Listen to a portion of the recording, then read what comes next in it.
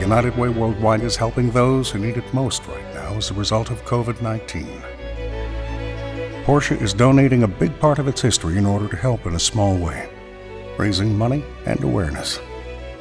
57 years and 7 generations after we created the original 911 sports car, a special 911 Speedster rolled off the production line, the very last of its kind.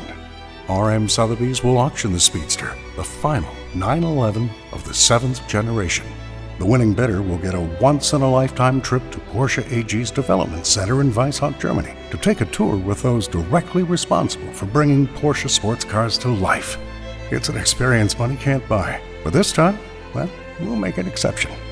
And every single dollar will go to charity. And if you can't bid, donations of any size to the Relief Fund are always appreciated. More information can be found online